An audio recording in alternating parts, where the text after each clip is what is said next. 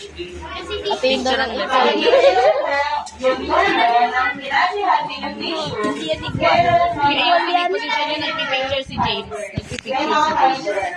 Joseph. Joseph po. Ang talaga si James. Si James. Meron po mga fiber.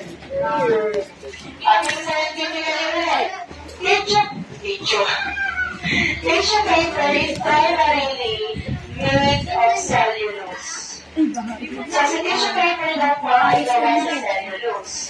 Cellulose is a composite structure made of carbon, hydrogen, oxygen atoms chemically locked together into intricate chains of fiber.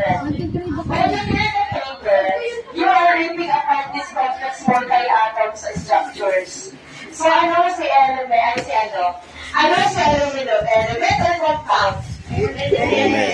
How about sa tissue paper? Mayroon of cellulose compound siya. Tama. So, this is your Kunwari may question. tinutulong kayo. Ito po yung sasagutin natin na Tuloy na tulong. Ito po Kasi yung nagpapaganda daw doon kahit hindi naman sa may bond paper nyo. Ito po yung question. Please, based on your reading of the procedures, dahil binasa ko na sa inyo yung procedure, you're going to answer the table. Ito yung table lang. Ngayon, i-answer nyo yan ng grupo nyo.